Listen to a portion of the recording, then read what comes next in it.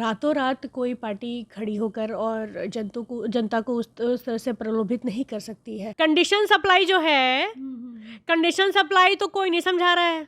10,000 में कौन सा बिजनेस कर लीजिएगा आप, क्योंकि आज की युवाओं को प्रलोभन नहीं चाहिए, उनको रिजल्ट्स चाहिए। नमस्कार, लाइव बिहार देख रहे हैं आप, आपके साथ मैं स्नेहा गुप्ता।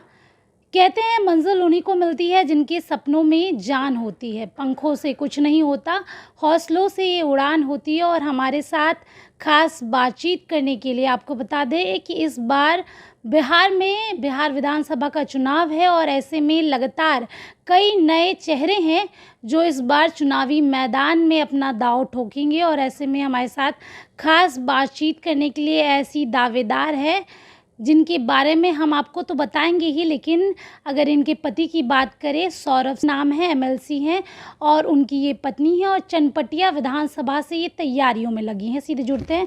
सबसे पहले रश्मि जी, कैसा माहौल है बिहार विधानसभा का? बिल्कुल मस्त माहौल है। आप देखिए कि आज जो तेजस्वी जी के नेतृत्व में जो आज जनसैलाब उमड़ा है, जो युवाओं का एक हुजूम सा उमड़ा है, वो इस बात की गवाही है कि तैयारियां जो चुनाव की हैं पूरी चरम पर है और हम लोग पूरे कॉन्फिडेंट हैं इसको लेकर। रश्मि जी, सबसे पहला सवाल तो मैं आपसे यही पूछना चाहूँगी क्योंकि ये आपका पहला चुनाव होगा, तैयारी आप कर रही हैं, लेकिन यहाँ पर परिवारवाद है, टिकट को लेके तनातनी है, ये जो सीट है ये कांग्रेस के खाते में हर बार जाती है। ऐसे में आप दाव तो ठोक रही हैं, लेकिन क्या ये सीट आपके पास आ पाएगी? परिवारवाद से उठ के आपको टिकट मिलेगी और क्या आप चनपटिया की जनता के लिए कुछ कर पाएंगी? देखिए, अगर आप परिवारवाद के बारे में बात करती हैं तो मुझे लगता है कि आज हमारे देश में ऐसी कोई भी पार्टी नहीं है जो परिवारवाद से अछूता है। आप अगर देखिए तो हमारे बिहार हो या पूरे देश में लगभग सारी पार्टियों में ये जनरेशन वाइज चलता आ गया और मुझे लगता है कि ये कंटिन्यू एक हद तक लोग कर भी सकते हैं। इसके पीछे रीज़न मुझे ये लगता है कि आप लॉयर के बेटे को लॉयर बनना है, डॉक्टर के बेटा को डॉक्टर बनना है, उसको घर में ऐसा एटमॉस्फेयर मिलता है कि वो अपने जो पेरेंट्स का लेगेसी है उसको कैरी ऑन करे। तो मुझे लगता है कि अगर पॉलिटिक्स में भी इस चीज़ को अगर किया जाता है तो इसमें ऐसा कोई हर्ज नहीं है, क्योंकि मुझे लगता है कि उस माहौल में रहते रहते आप चीज़ों को ज़्यादा बेहतर तरीके से समझ सकते हैं। और रही बात है कि सीट की, तो देखिए अभी तो हमारा महागठबंधन की जो है वो बैठक चल रही है। अब सारे सीट्स में ये लोग अपने तरीके से आगे की जो लीडरशिप है वो लोग आपस में अपना जो है अपने करके अपना बात करके और आगे क्या रणनीति तय करेंगे। उसके हिसाब से जो आए हैं, जो पिछले सीटिंग्स जैसे हुए हैं वैसे उस कैटेगरी में किस सीट्स को लेते हैं, किसको छोड़ते हैं, ये तो आगे के लीडरशिप पे डिपेंड करता है। पर आप जहाँ तक देखिए कि पिछले लगभग 20 वर्ष से अगर आप देखिए तो वहाँ हमारा जो चनपटिया विधानसभा क्षेत्र रहा है वहाँ पर हमेशा से एनडीए ही आगे रहा है। जब भी मिला है महागठबंधन को वो सीट जो कांग्रेस के खाते में हो, जब भी मिला है वो सीट नहीं निकल पाया है सक्सेसफुल तरीके से। तो और उससे पहले अगर आप देखिए तो हमारी एक विधायक रह चुकी है, माननीय हमारी बहू हैं केतकी जी, तो वहाँ की विधायक रह चुकी हैं, तो उनको जिता के वहाँ की जनता ने सदन में लाने का काम किया है। तो मुझे लगता है कि अब अगर आप बेसिक लेवल पे सोचिए तो वहाँ की जनता एक चेंज चाह रही है, क्योंकि अब उनको एक ट्रांजिट करना है। ये जो यूजुअल होता रहा है एनडीए और कांग्रेस, इससे मुझे लगता है कि जनता को एक ट्रांजिट चाहिए और वो लोग एक नए नेतृत्व की ओर अपना भविष्य देख रही हैं। रश्मि रानी सिंह जी, सबसे पहला एक सवाल आपके लिए ये भी बनता है, कहते हैं कि महिला जो वोटर्स होती हैं वो मुख्यमंत्री नीतीश कुमार की वोटर्स है। ऐसे में आपके लिए कितना चैलेंजिंग रहेगा, क्योंकि वहाँ की जो विधायक है वो एनडीए के सरकार के ही हैं, उमाकांत सिंह नाम है और काफ़ी पुराने विधायक हैं और चर्चा भी काफ़ी तेज़ हो रही है। ऐसे में ये सीट जो है बीजेपी के खाते में ही लगभग जाना तय ही है क्योंकि सिटिंग विधायक है। तो क्या लग रहा है कि वो वोट बैंक आप खिसका पाएंगी, डाइवर्ट कर पाएंगी? देखिए, आप जो ये बात कह रही हैं कि महिलाएं नीतीश जी को पसंद करती हैं, मैं इस बात से बहुत हद तक सहमत नहीं हूँ। जी नहीं, कोई भी एक पर्टिकुलर वर्ग जो है, या यूथ हो या विमेन हो या यंगस्टर्स हो, मुझे लगता है कि ऐसा नहीं है कि ये लोग फिक्स हैं कि इनको एक ही इनका पसंद है और इसी पसंद पे वो लोग अड़े रहेंगे। आप अगर एक मूवी देखती हैं तो क्या आप उसी तरीके का मूवी देखना पसंद करती हैं? नहीं, everybody wants a change, right. और लोग, मुझे लगता है स्पेशली विमेन, अगर आप विमेन की बात करते हैं तो अब हमारे यहाँ देखिए कि 50% के वोटर्स हैं हम, 33% का रिजर्वेशन है। हमारी पार्टी ने बहुत सारी महिलाओं को टिकट देने का काम किया है, बहुत सारी महिलाओं को सदन में लाने का काम किया है ताकि वो महिलाओं के हित की बात सदन में ला सकें। और तेजस्वी जी बिल्कुल इसके सपोर्टर हैं कि महिलाएं जो हैं उनको पूरा उनका अधिकार दिया जाए। तो इस बात से मैं बहुत एग्री नहीं करती हूँ कि एक पर्टिकुलर वर्ग जो वुमेन है वो एक पर्टिकुलर इंसान में, एक पर्टिकुलर जो कैंडिडेट है उसी में अपना फ्यूचर देखती हैं। उनको भी एक चेंज चाहिए, वो भी चाह रही हैं कि बिहार में एक बदलाव हो, एक नेतृत्व का बदलाव हो, क्योंकि पिछले आप 20 साल से देखिए तो एक ही चीज़ चला आता है। तो ये तो फिर जो लोकतंत्र है, जो डेमोक्रेसी है, उसको बनाए रखने के लिए मुझे लगता है चेंज ज़रूरी है। और औरतों को मुझे लगता है एक पर्टिकुलर वोट बैंक जो है उसको थोड़ा शिफ्ट होना ज़रूरी है, उसको थोड़ा सा आगे की सोचने की ज़रूरत है। और आप अगर देखिए तो तेजस्वी जी ने अभी जो एक माई बहन मान योजना जो लाया है, जिसके अंतर्गत 2,500 रुपये के आसपास हर महिलाओं को दिया जाएगा।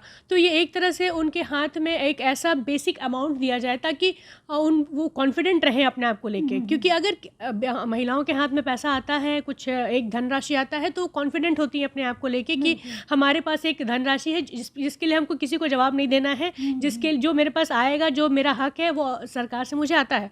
तो कहीं ना कहीं ये औरतों को और सशक्त करने के लिए किया गया है और मुझे लगता है इससे एक बेहतर परिणाम सामने आएगा। आप देखिएगा रश्मि जी, आपके लिए चैलेंज ये भी होगा, क्योंकि अगर उस विधानसभा की बात करें, उमाकांत सिंह तो है ही बीजेपी से, लेकिन एक मनीष कश्यप हैं जिन्होंने 2020 में भी यहाँ से चुनाव लड़ा, लगभग 10,000 वोट आए और तब तो वो इतने चर्चा में नहीं थे, लेकिन अब जनसुराज का हिस्सा है, लगातार चर्चा में रह रहे हैं। तो क्या चैलेंज रहेगा आपके लिए? चर्चा में रहने के लिए तो खैर देखिए, अगर आप देखिए तो जनसुराज जो है वो एक बहुत नई पार्टी है। अभी मुझे लगता है पिछले 3 वर्षों में ही इन्होंने जितना अपना कैंपेनिंग किया, जितना अपना फील्ड बनाया है, और किसी भी पार्टी को एक स्थापित होने में, जनता में अपनी पकड़ बनाने में और जनता का विश्वास जीतने में एक लंबा अंतरकाल रखता है। रातों रात कोई पार्टी खड़ी होकर और जनता को उस तरह से प्रलोभित नहीं कर सकती है। अगर आप देखिए तो बीजेपी हो या एनडीए में बाकी अलायंस हो, इन लोगों ने काफ़ी लंबा समय दिया है राजनीति में, काफ़ी इन्होंने होमवर्क किया है और इन्होंने जनता का वो जो उनका जो भरोसा है वो जीतने में कहीं ना कहीं इन्होंने अपना योगदान दिया है लंबे समय तक रहने के लिए। तो मुझे लगता है कि जनस्वराज एक नई पार्टी है और थोड़ा अभी इसको वक्त लगेगा कि जनता के बीच में अपना पैठ स्थापित करे और अपने आप को प्रूव करे। और जो ज़मीनी हालत है किसी भी क्षेत्र का, बिहार के किसी भी क्षेत्र का ज़मीनी हालत है, उसको अच्छे से स्टडी करके और उस पर और वर्कआउट करने के लिए मुझे लगता है कि किसी भी नई पार्टी को अभी समय लगेगा। आप नहीं मानती कि प्रशांत किशोर रणनीतिकार रहे हैं, अब राजनीति में आ गए हैं, कई बड़े लोगों के लिए उन्होंने कैंपेन किया है, मुख्यमंत्री नीतीश कुमार से लेके प्रधानमंत्री नरेंद्र मोदी तक उनकी ही पार्टी है और दावा कर रही है इस बार की 243 सीटों पर लड़ेगी, और ऐसे में कई महिला उम्मीदवार भी दे रहे हैं, तो चैलेंज तो थोड़ा बहुत तो आप मानती होंगी। देखिए, प्रशांत किशोर जी वाकई में एक पढ़े लिखे वर्ग से वो आते हैं और मुझे लगता है कि पढ़े लिखे लोगों का जो एक हुजूम जो अब नया राजनीति की ओर बढ़ा है, ये एक बहुत पॉजिटिव चेंज है। अगर आप बिहार के भविष्य की तरफ देखिए तो पॉजिटिव चेंज है। और जो उन्होंने टिकट देने, तो 243 सीट पे जो लड़ने का उन्होंने निर्णय लिया है, ये उनका अपना डिसीजन है, वो पार्टी का डिसीजन है, बाकी के जितने उनके कार्यकर्ता हैं उनका डिसीजन है। तो वो बिल्कुल, ये तो लोकतंत्र की खूबसूरती है कि लोग आए और नए फेसेस आए, ताकि चैलेंज जितना टफ होगा और आगे उतना चीज़ें बेहतर होंगी और जो हमारे जो जनता है उसको और एक ऑप्शन रहता है, तो उनके लिए रहता है कि भैया और चैलेंजेस और बढ़ती है। और जो है कि जो सारे जो ड्रॉबैक्स हैं वो भी आदमी जो है आप गिनाता है दूसरे पार्टी का कि भैया इनके साथ ये कमी है, इनके साथ, तो एक हेल्दी अगर आप डेमोक्रेसी देखिए तो इससे चलता है। और बिल्कुल मुझे लगता है कि अभी थोड़ा उनको समय लगेगा इस चीज़ में। मैं अभी बिहार की जो पकड़ वाली राजनीति है, जो बेसिक्स है, उसको समझने में और ग्राउंड लेवल पे काम करने के लिए मुझे लगता है कि अभी जनस्वराज को थोड़ा समय लगेगा। बिहार की राजनीति में इन दिनों बिहार अधिकार यात्रा, तेजस्वी यादव जिन्होंने 5 दिन की यात्रा निकाली, काफ़ी चर्चा का विषय भी रहा। सत्ता पक्ष ने कहा कि वोटर अधिकार यात्रा के प्रेशर में ये बिहार अधिकार यात्रा निकाली जा रही है और निकाली गई, जिसमें प्रधानमंत्री नरेंद्र मोदी की माता को भी लेके काफ़ी चर्चाएं हुई। आपको क्या लग रहा है कि बिहार अधिकार यात्रा क्या सफल रही? बिल्कुल, आप देख लीजिए जो वीडियोज़ आ रहे हैं, जो वहाँ से जो आ रहे हैं कमेंट्स हैं चाहे फीडबैक्स है जो आ रहे हैं, आप देखिए कि जो जनसैलाब उमड़ा है, इसके बाद तो कुछ बोलने की ज़रूरत ही नहीं है। जो युवाओं का, स्पेशली आप देखिए युवाओं का जनसैलाब उमड़ा है और उनमें खड़ा होकर खुद तेजस्वी जी ने एक जो है उन्होंने ये बताया है खुद सबके सामने कि वो आप डिग्री लाइए, हम आपको जॉब दे रहे हैं, है ना। तो ये क्योंकि आज की युवाओं को प्रलोभन नहीं चाहिए, उनको रिजल्ट्स चाहिए, बेसिक रिजल्ट्स चाहिए, उनको ग्राउंड लेवल पे रिजल्ट्स चाहिए। उनको नहीं चाहिए भैया हम आपको वो दे देंगे वो सब नहीं चाहिए। आपको जो है आप प्रिसाइसली अपनी बात बताइए कि आप कर क्या रहे हैं। और मुझे लगता है कि बिहार अधिकार यात्रा के माध्यम से तेजस्वी जी ये करने में बिल्कुल सफल रहे हैं, युवाओं को ये समझाने में सफल रहे हैं कि रोज़गार ही ज़्यादा ज़रूरी है बिहार में, ना कि कौन क्या बोला और किस चीज़ को लेके हाईलाइट करके वोट बैंक की राजनीति अब बंद करके जो ज़रूरत है जिससे युवाएं आगे बढ़ सके, जो बेसिक नेसेसिटीज़ है, एम्प्लॉयमेंट है, उस पर फोकस कीजिए। अब कौन किसको कहाँ क्या से क्या बोला ये बात अब हटाइए और काम की बात कीजिए, वो ज़्यादा ज़रूरी है। एक सवाल ये भी ले लेते हैं कि मुख्यमंत्री नीतीश कुमार ने अभी हाल ही में 10,000 रुपये देने की बात की, महिलाओं को रोज़गार के लिए फंड्स देने की बात की, कैसे उसको देखती हैं? अभी क्यों दी? अभी क्यों दी? अब जब आचार संहिता लगने वाला है, कोड ऑफ कंडक्ट लगने वाला है, अब आने वाले 10 दिन में, अब 1-1.5 महीने में इलेक्शन हो जाएगा, तब आपको याद आ रहा है कि आपको कितना 10,000 रुपये देना। ये मुझे लगता है कि जब 2,500 रुपये जो तेजस्वी जी ने ऐलान किया उसके तुरंत कुछ दिन बाद ये मुझे लगता है इनके शायद क्रिएटिविटी में ये आया है। ये आप इतने दिन से कहाँ थे? नकल कर रहे हैं नीतीश कुमार। अब मैं एग्जैक्टली ये नहीं बोलूँगी नकल कर रहे हैं, लेकिन अब चुनाव के समय इस चीज़ को करना ये तो कहीं ना कहीं लुभाने की कोशिश है। आप 20 साल से राज में थे, दिल्ली में पिछले 11 साल से आपकी सरकार है, इतने दिनों तक आपको महिलाओं का ध्यान नहीं आया। अब आपको अचानक से आ रहा है कि हम 10,000 रुपये देंगे। और देखिए हमारी जो महिलाएं हैं वो बहुत ज़्यादा शिक्षित नहीं है, वो बड़े बड़े बैनर में लिख दे रहे हैं 10,000 रुपये देंगे, 10,000 रुपये देंगे। कंडीशन सप्लाई जो है, कंडीशन सप्लाई तो कोई नहीं समझा रहा है। 10,000 देंगे, अब देख रहे हैं तेजस्वी जी के पोस्टर में 2,500, यहाँ 10,000, वो तो सिर्फ अमाउंट देख रहे हैं। पर जो नीचे कंडीशन सप्लाई है, कंडीशन सप्लाई में आपको बता देती हूँ, कंडीशन सप्लाई ये है कि समीक्षा बैठक होगी, आपका परफॉर्मेंस के बेसिस पे समीक्षा बैठक होगी, फिर सोचा जाएगा कि किसको देना है किसको नहीं देना है। तो ये तो बहुत बड़ा लॉलीपॉप है, आप तो सिर्फ अमाउंट देख रहे हैं। लेकिन इस चीज़ को समझना भी तो ज़रूरी है कि 10,000 रुपये ऐसे तो नहीं दे रहे, क्या उसके लिए क्राइटेरिया है वो भी तो नहीं है उसमें मेंशन किया हुआ। पहली बात ये। दूसरी बात, 10,000 में कौन सा बिजनेस कर लीजिएगा आप बताइए। जो हमारी महिलाएं हैं जो शिक्षित नहीं हैं, मुझे लगता है क्या करेंगी ये लोग, बकरी खरीद सकती हैं, पशुपालन कर सकती हैं, गाय खरीद सकती हैं, जो मुझे लगता है 10,000 रुपये की उसके लिए सफिशेंट नहीं है। जो सबसे ग्राउंड स्तर में जो बिज़नेस है मैं वो बता रही हूँ, 10,000 रुपये उसके लिए सफिशेंट नहीं है। मान लीजिए कुछ ही अपना धनराशि लगाकर, 10,000 में कुछ और धनराशि लगाकर ये लोग कुछ अपना व्यवसाय शुरू करते हैं। अब ये बिज़नेस जो है इसका कोई, अब तो आए दिन बाढ़ आ रही है, पशुपालन को कितना नुकसान हो रहा है आप देख सकती हैं। उस पर भी गारंटी नहीं है कि आपका जो आप पैसा लगा रही हैं उसका क्या ही रिटर्न आएगा वापस। अच्छा, उसके बाद फिर बोला गया है कि आगे समीक्षा की जाएगी, अगर आपका अच्छा निकला तो, मतलब बिज़नेस आपका अच्छा चला तो 2.5 लाख रुपये और देंगे। चलिए मान लीजिए वो लोग शुरू कर लिए, कुछ अपना पैसा लगा के अपना कुछ बिज़नेस शुरू कर लिए, और सौभाग्य वक्त अब देखिए कि उनका बिज़नेस थोड़ा चल भी पड़ा। अब सरकार उनको 2.5 लाख रुपये और देगी। अब 2.5 लाख देगी, उनसे वो अपने बिज़नेस को और आगे बढ़ाएंगे। लेकिन इसके पीछे सिक्योरिटी क्या है? 2.5 लाख रुपया आप और दीजिएगा, फिर वो महिलाएं अपने बिज़नेस को और आगे बढ़ाएंगी, और कहीं लॉस हो गया तो फिर जैसे हमारे किसान भाई आत्महत्या कर रहे हैं, कल के महिलाएं आत्महत्या करेंगी। आप सीधे तौर पे यही कह रही है कि नीतीश कुमार लॉलीपॉप दिखा रहे हैं विधानसभा चुनाव के। ये बिल्कुल ऐसा ही है, नहीं तो इतने सालों से इतना क्रिएटिव आइडिया उनके पास क्यों नहीं आया? वो तो पिछले 20 साल से है ना, कभी इधर कभी उधर होते होते ऑलमोस्ट 20 ईयर्स कंप्लीट कर चुके हैं। तो 20 साल एक लंबा अंतरकाल होता है। बिहार के लिए वो बहुत अच्छा सोचते हैं, तो उनको, और महिलाओं के लिए आप जैसे बोली कि महिलाएं उनके कोर वोटर्स हैं, तो अगर ऐसा है तो ये चीज़ पहले उनको सोचना चाहिए था। माहौल थोड़ा सा गर्म भी हो गया, राजनीतिक बातें बहुत हो गई, पति का सपोर्ट कितना है और क्या लग रहा है कि कितना ज़रूरी है सपोर्ट, क्योंकि महिलाओं का राजनीति में भी आना बहुत ज़रूरी है।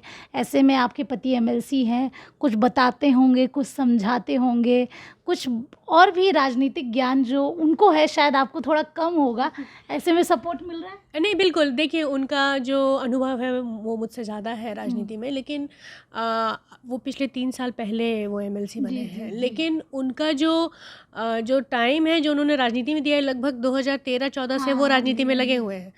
तो ये एक लंबा टाइम होता है, और वो हमेशा जब फील्ड में रहते हैं, आते हैं, तो मैं समझती हूँ वो क्या बोलते हैं, क्या समझते हैं, चाहे वो क्या सोचते हैं आगे के लिए जनता के बारे में, चाहे किसी भी पार्टी के बारे में। तो हम लोग बैठते हैं, डिस्कस करते हैं।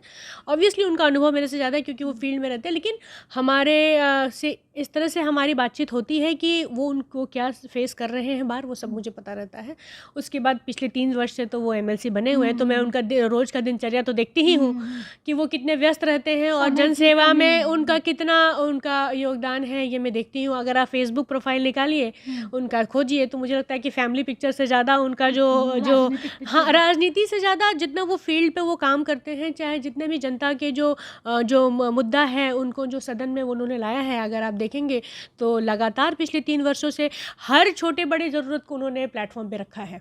ये विज़न राजनीति में आने का आपको कहाँ से आया? हस्बैंड से ही आया, वही उन्होंने ही प्रोत्साहन किया या आपका मन था? नहीं, देखिए, जब मैं बिहार आई थी ऑलमोस्ट 2009 में मेरी शादी हुई, 2011 में मैं जब पटना शिफ्ट हुई, तो उसके बाद जब आप रहते हैं किसी शहर में, तो वहाँ की जो राजनीति है वो ऑटोमेटिक आपका इंटरेस्ट बन जाता है। जी।